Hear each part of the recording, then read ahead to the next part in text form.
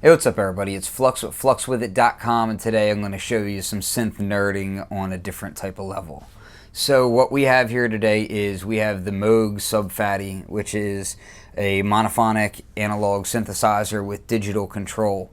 All the knobs on the front panel here are digital and can send out MIDI information. Aside from, I believe, the fine tune and glide rate, I believe are completely analog. But everything else we can send MIDI with. So I want to show how this works inside of software, and also some interesting tricks that we can do and some fun things. So first off, you can see we have the VST editor for the Sub Phatty up here.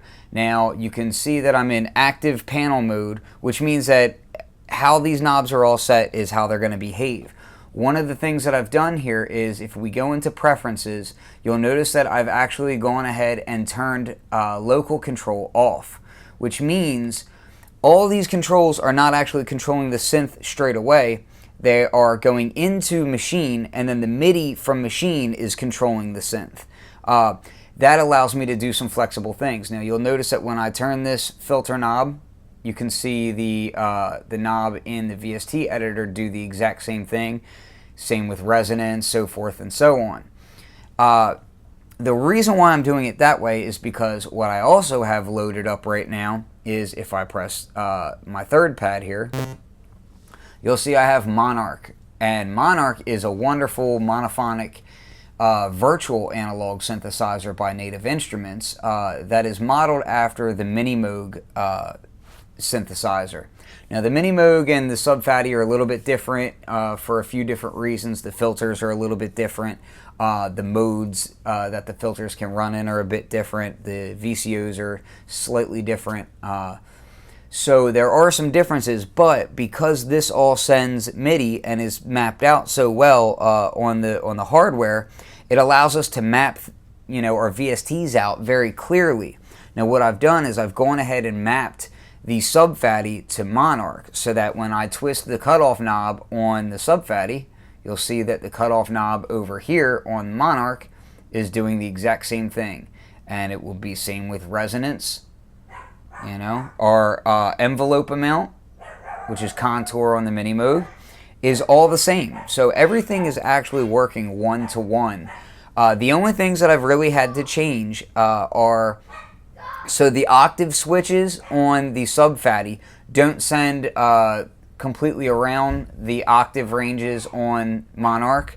You'll only get a few selections out of it if you map it to them, because there's more ranges on Monark. So instead what I've done is, looking at the software, you can see we have range here, range here, range here going vertically. So I've done the same thing, but I've moved it over to the modulation section. So my octave ranges are right here in my vertically. So it's basically the exact same, just moved over a row.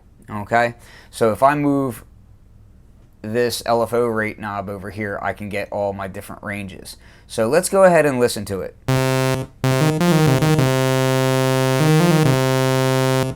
Now I will say that Monark tends to be a bit brighter, and also oddly enough can sound a tad more analog even than the Sub Phatty can in certain aspects, and I'll show you how to get around that. So what I'm going to do is I'm going to go into my panel sets. I'm going to go to panel B. I'm going to click edit, and I'm going to move this setting to 3, and I want to bring my drift amount down a good bit. Okay, because the oscillators inside of Monark are designed to be more like a Model D vintage Moog, which tend to have a bit more drift in it. So we want to bring that down. Leakage you can pretty much leave where it is, and you can kind of tweak these settings in the back. I find that oscillator setting C tends to be the closest to getting that Sub Phatty sound. So we'll go back here, and now we'll just kind of take a look at what we have. So let's go ahead and listen to this, and what I'm going to do is, using the mixer level, my sub-os level on the Sub Phatty is my second oscillator, because the Sub Phatty is a 2 oscillator synth, not a 3. It's 2 oscillator plus sub. So I've used sub as my second oscillator, and oscillator 2 on my Sub Phatty is my third oscillator. So I brought those down. We have, we're going to take oscillator 1 right about 3 o'clock or so. Okay, and let's give it a quick listen.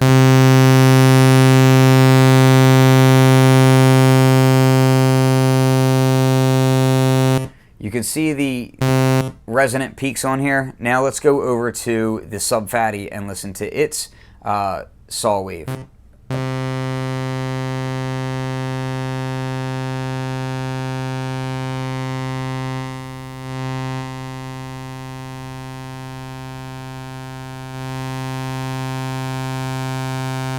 What I'm doing right now is I'm just trying to match the sound of that wave, and the way I'm doing that is, for one, I'm increasing the multi-drive.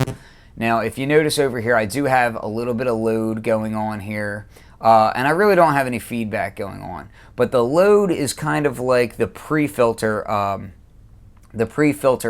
on the Sub Phatty. So we're going to raise up that multi-drive just a little bit. It gets me a little bit closer.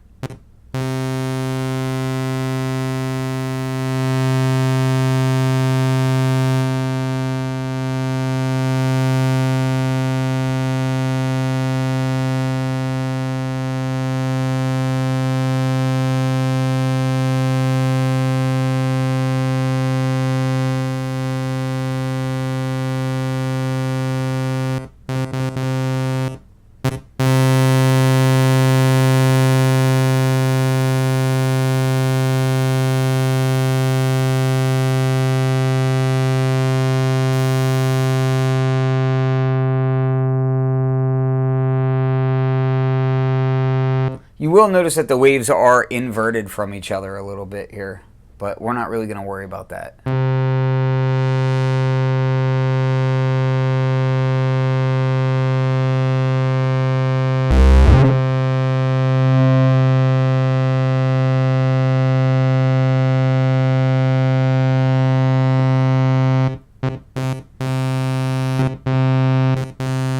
So you'll notice that there is a bit of a sound difference.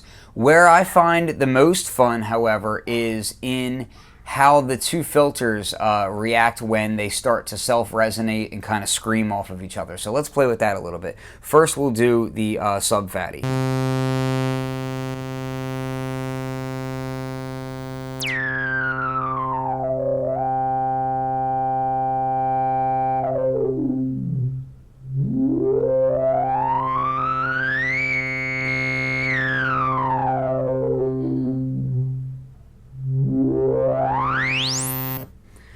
Now let's go over to Monarch.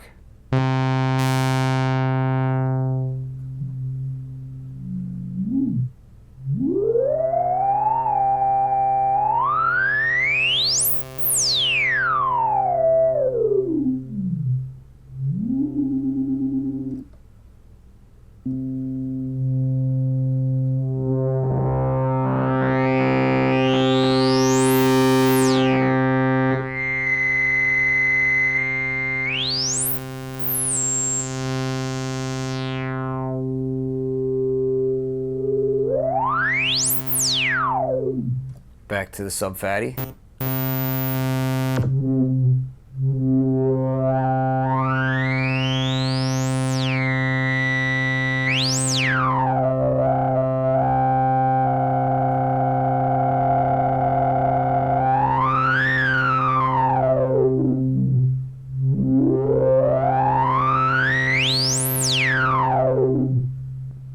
With a lot of drive. Taking the drive away. Now let's do that with more oscillators. So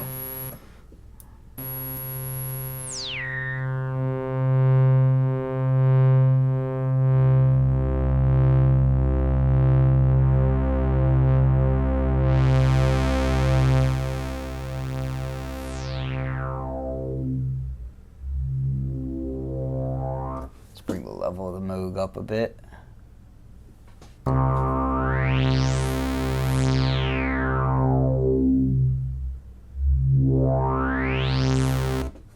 Do the same over here. And let's make sure that, let's bring that back up. And we will get these on similar wave shapes as well. You'll notice that oscillator 3 I'm putting into a square wave because that's what the sub oscillator is on the Sub Phatty.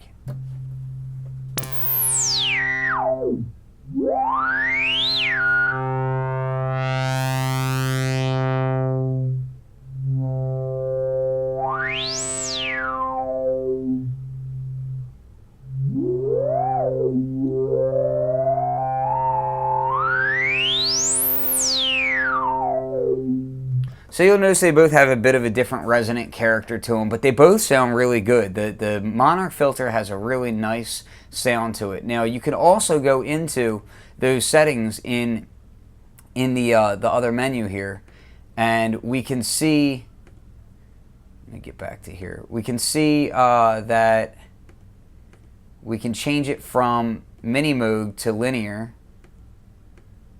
and that basically changes the resonance slope. So let's listen.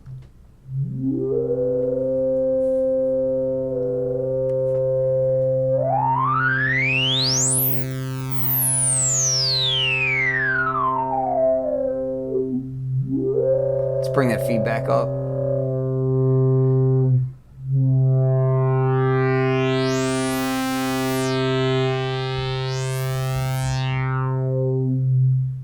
Now, a fun thing to do is to really kind of keep the feedback low, bring the load up.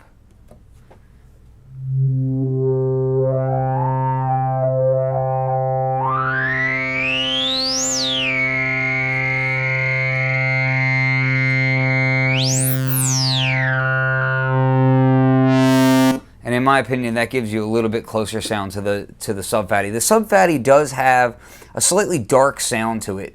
It's always going through the low pass filter, and you can kind of always hear a little bit of that low pass filter character on there.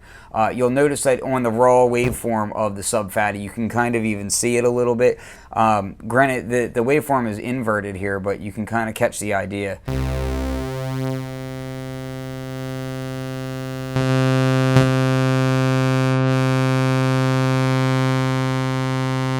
Now, even with me having the oscillator backed off to 10, you can still see a slight slope and roundness to the waveform.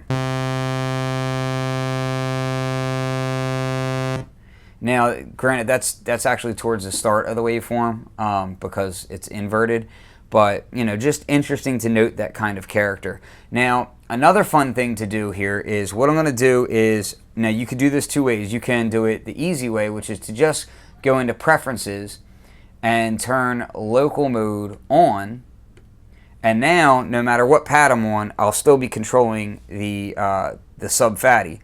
Or I could pad link the two inside of Machine to send MIDI to both of them at the same time. You can do it either way. But what I'm going to do is I have both of them stacked on top of each other now, and so now I'm controlling both synthesizers at once from the same knobs.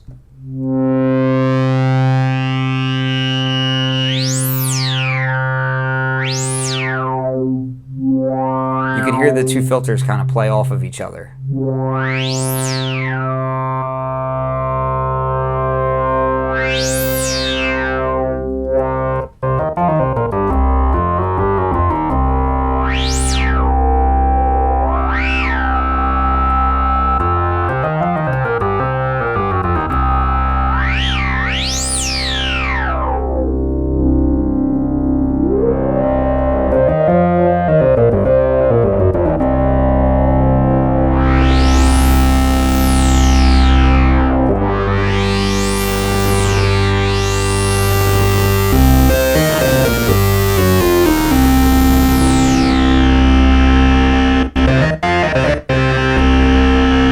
Now let's play with some enveloping on here.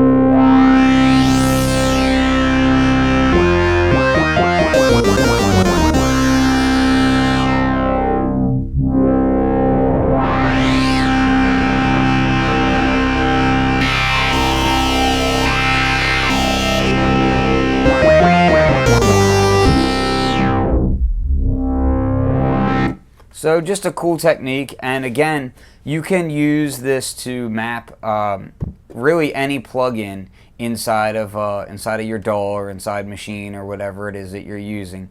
Let me turn local control off, and I'll show you just how easy it is to use this as a mapping scenario. So let's go ahead and we'll grab something something simple. Let's go into here, and we'll grab something like this right here. So if you wanted to map Carbon and map its oscillators out, you would just right click, MIDI learn, and say this is this oscillator's level, and MIDI learn, this is now this oscillator's level, MIDI learn, now that's that oscillator's level, so forth and so on.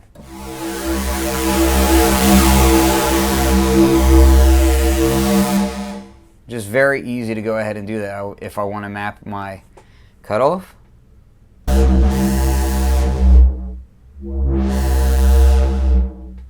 resonance over here,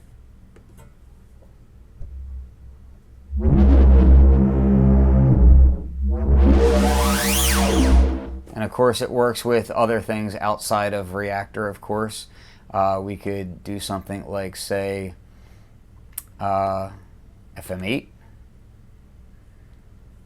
and of course we could bring it up here, and if I want, I can just map whatever parameters I'd like. Let's go ahead and go into here.